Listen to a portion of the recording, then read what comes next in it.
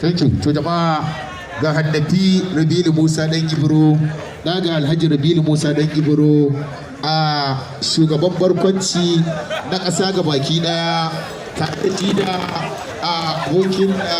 yarkoshi a wannan waje to tare da kuma sakarar Alhaji Rabilu Musa Ibro tare da sakalar Alhaji Rabilu Musa dan Ibro Haddafi zan so mu dan yi magana da kai wanda bata wuce kwara 1 2 zuwa 3 ba domin na ce ba za mu tsawaita tambayoyi ba saboda ɗan kallo sun zo su ga aikin ka ne ba tambayoyi ba ina Haddafi bismillah Haddafi ya kamata in baka mai ka gaisa da masoya da suka taru a gida saboda kai me za ka ce ga masoyan da suka taru saboda kai wanda kuma a tunani na yau rana ta farko da ka shigo cikin wannan gida jama'a assalamu alaikum wa rahmatullahi ta'ala wa barakatuhu da farko dai ina miƙo gaisuwa ta dumbin gaisuwa ta 100% a gurin ku saboda na san shigowa ta ma naji a jikina kuma na gani naga kun nuna min kauna kamar yadda kuke nuna mahaifina shi kuma kamar yadda yake nuna manzon Allah sallallahu alaihi wasallam soyayya ni ma ina tabbatar cewa haka za ku nuna min soyayya kamar yadda kuke son sa insha Allah saboda haka ina godiya kuma in Allah ya yarda masu cewa wai sun yi rashi sun daina kallon wasan Hausa a'a to ga kaya aka sare a mata tofo don haka yanzu za ku ci gaba da kallon sa Allah ya yarda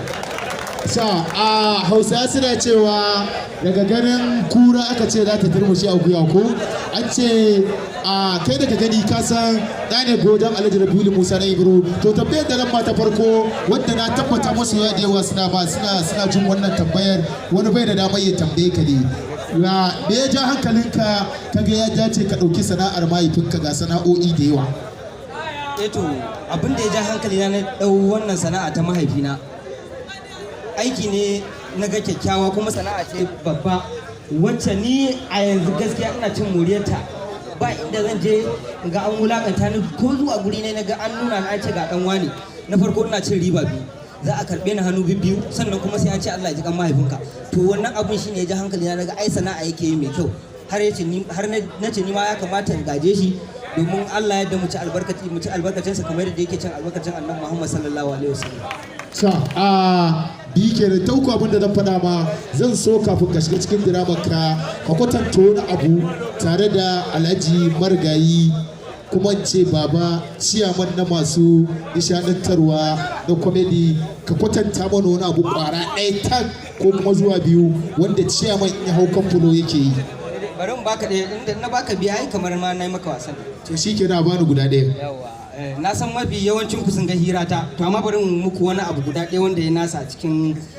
cikin wani fim nasa allo wanda yake cewa an kore daga gidanmu an kwace matata an bai wani banza wanda ba ma kanina ba ne raino ne a kashi gidan nan ka gashi na wani dan takuraren yaro da ka san kutu an kashi wai shi ne bi ni muhimmanci fi sabi da wani cin mutunci har yaya duk dangi mu ba wani yaro uwa kutu da mutum da na gashi kwalkwale da kasan dan kwakwa nake wannan yaron ba dan arziki ba ne thank you kuma Allah ta ba mai